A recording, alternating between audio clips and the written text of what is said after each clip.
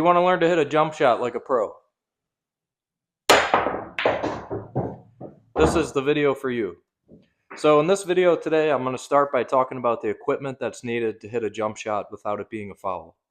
Then I'm going to talk to you about how to get started with hitting jump shots. If it's your first time, we'll start to get that cue ball off the table. I'll show you some ways that I like to work my way into that. Then I'll be covering the three most common types of jump shot form. So whether it's the hinge, the elbow up top, the straight back elevated stroke, or the dart approach. I'm going to talk to you about those three types of form. And then lastly, we'll finish up with a couple drills that I think will help you improve your jump shot once you have the cue ball consistently jumping off the cloth. And so before we get started, just a quick shout out to our 2 new members. If you're interested in becoming a member, go to my channel and check it out. We have stuff ranging from custom emojis and badges all the way down to one-on-one lessons with me. So I just want to say thank you to these guys, and let's get into it. Just to clear the air, this is not considered a legal jump shot, where you're scooping the cue underneath the cue ball, trying to get it to jump above the object ball. Now, in order to hit a correct jump shot, which is hitting down into the cue ball and having it go over, you're going to want to have the correct equipment. So your standard playing cue is not going to get the job done here. You really have 2 options.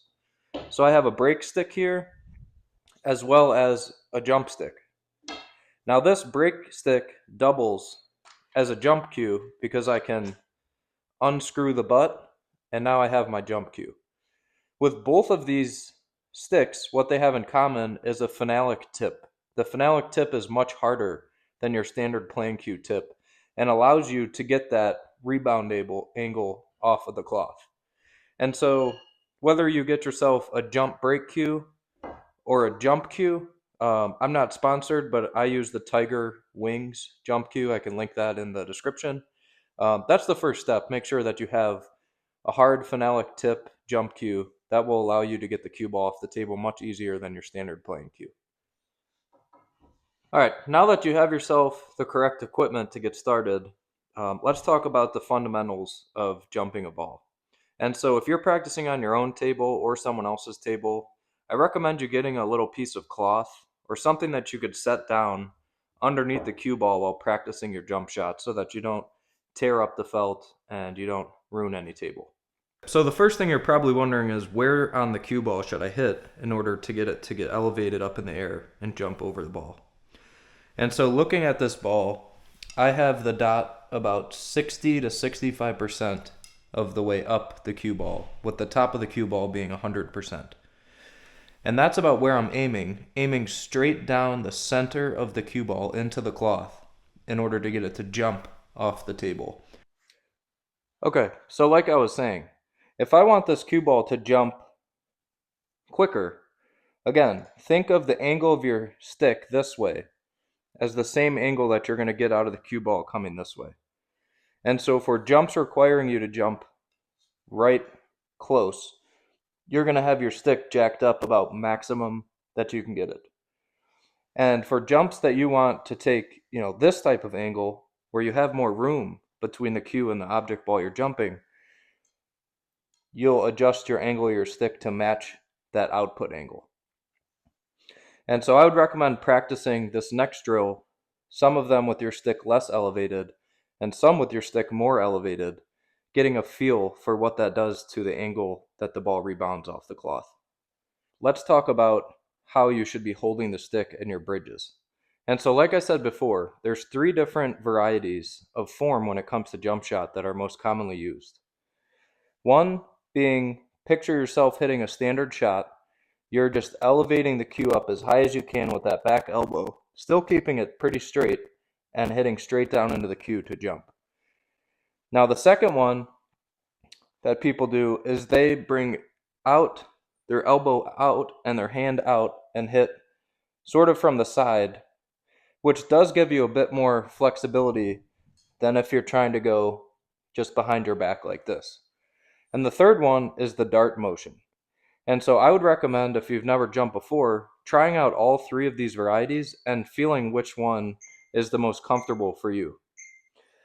Some people struggle with this stroke because their back will only allow them to go so high up.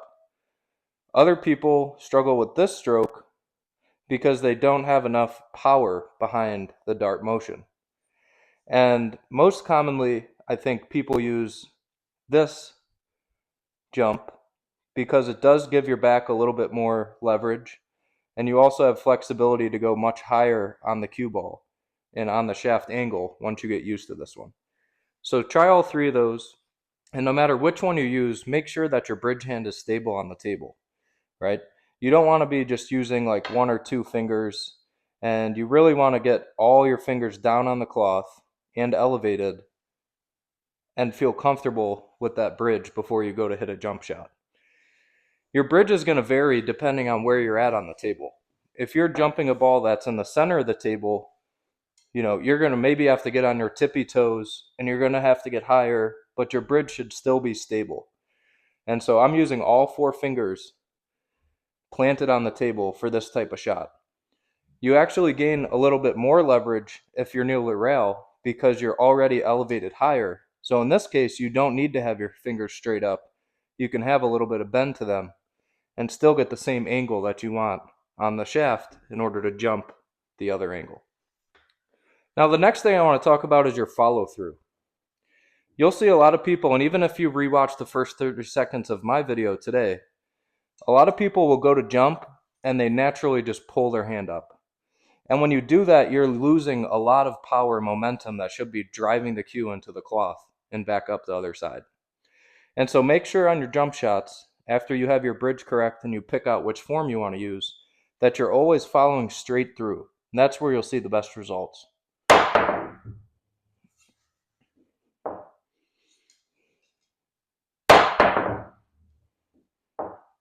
Okay, now let's see if I lift my hand up.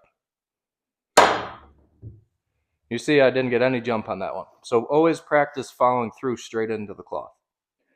Now you'll notice that I have a piece of chalk here. When I first started out learning how to jump, this is what saved me to give me the confidence that made me know that I can do it.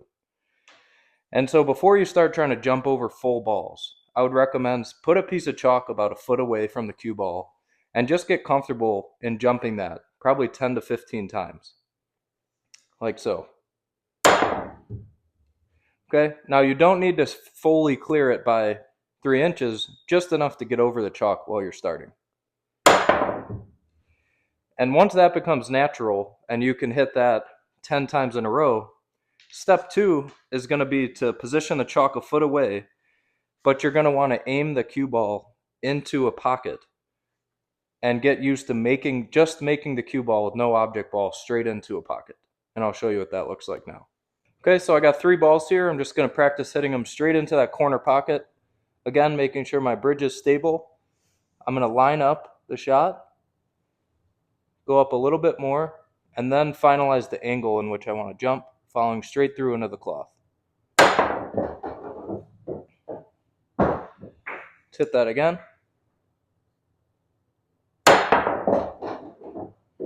One more time. And so once you can do that consistently, now we can progress to the next level. All right, now that you made a bunch of balls into that corner, now we're going to place an actual object ball here. And you'll notice that we're starting to tier our way up into the height of which we can jump. Now again, this ball is about 1.5 feet away from the cue ball. With that angle, right, that's about the angle that I need to be on my stick in order to jump that. And if you don't believe me, I'll show you right now. Okay? A lot of people overcompensate and they think every jump shot needs to be fully jacked up. The more comfortable you get with jumps, you'll realize that these longer ones are much easier than they seem to be. Okay, so now I've moved the 12 ball up to where it's only about 6 inches away from the cue.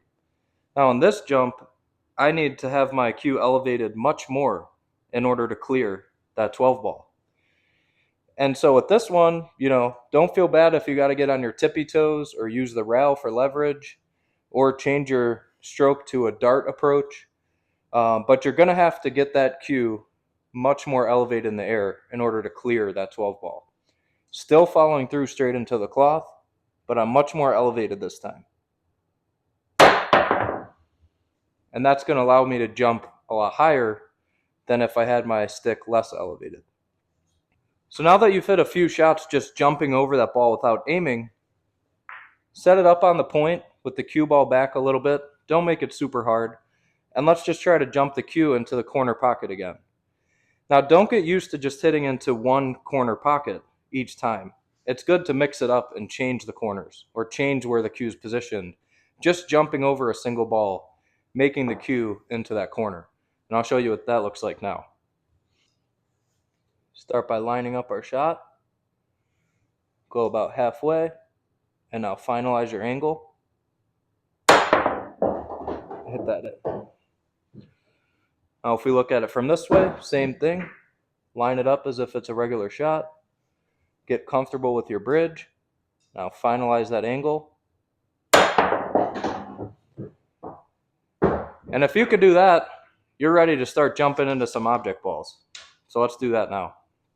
Good for you if you have carpet around your pool table. I do not. So when I mess up a jump shot, someone's yelling at me from upstairs asking me what's going on and if I'm breaking mirrors with the cue ball.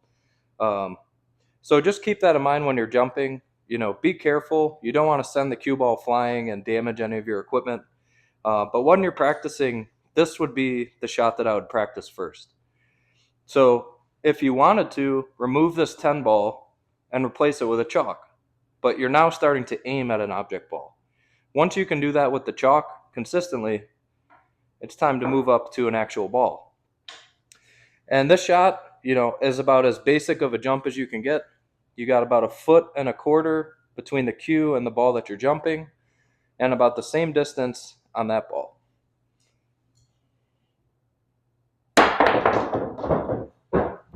Okay, now that just brings up a good point. You noticed when the cue contacted that 12 ball, it had topspin on it and it followed it into the side pocket.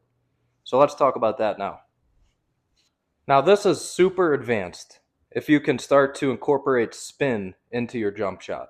I'll be honest with you, about the most I could do is get my jump shot to play a stop shot, but I have seen some pros hit jump shots followed with English to set up for the next ball, which is just a tier up that we still need to work to get to. But when you're talking about just trying to get this cue ball to stop, so this is going to take hundreds of attempts and tries for you to really get the feel of your jump shot and just barely increasing or decreasing the angle of your stick onto that cue and the exact speed that you hit into that cue is what's going to help you to judge and get more comfortable with the spin of stopping the cue when it makes contact with the object ball. And so this one, there's no real drill that I can explain to do it. It's just going to take a lot of time and practice of you hitting multiple jump shots, getting a feel for what top spin and bottom spin feels like.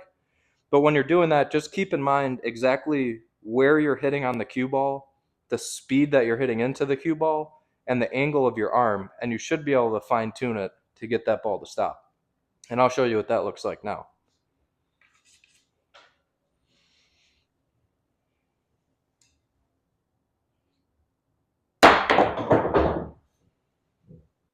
If you've made it this far, I'd really appreciate it if you could like, comment, and subscribe to my channel. This is the final drill that I'm going to be showing you today. And so to do this drill, you're going to want to place a ball in every single pocket. And you're going to want to put the ball that will be jumping on the spot. Put the cue ball about a foot and a half behind that ball. And you're going to start by jumping into that corner. Now, wherever the cue ball ends up after that shot, you're going to bring your ball that we're jumping with you and set it again about a foot in front of the cue ball, forcing you to jump at one of the other ones. And so I'll show you what this drill looks like now, but you essentially want to jump in every single ball in a row while moving around the table to different points.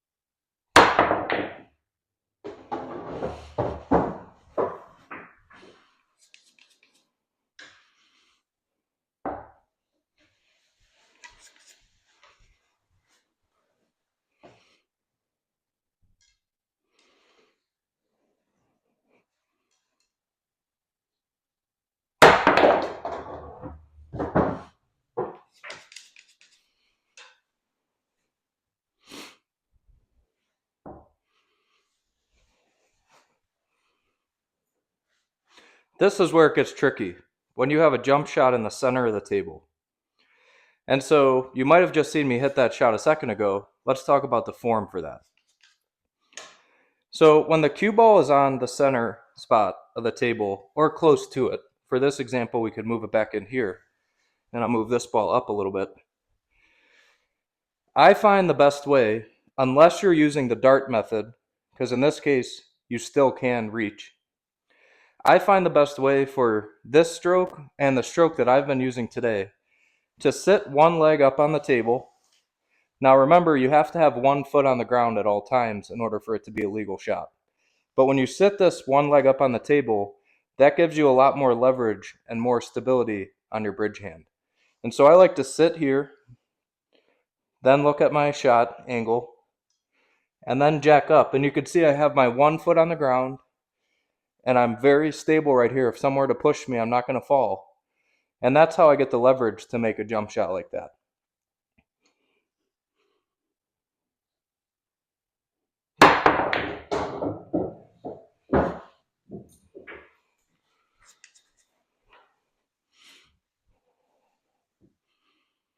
This ball is not in the center of the pocket. I'll just move that.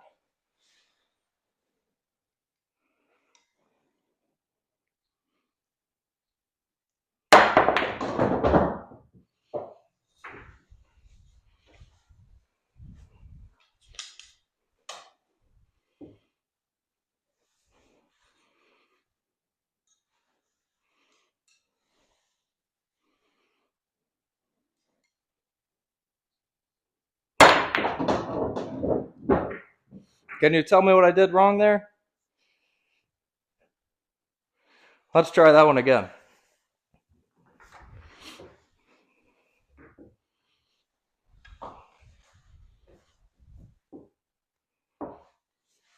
This time, let's let our momentum stay down into the table. Thanks for watching. See you in the next one.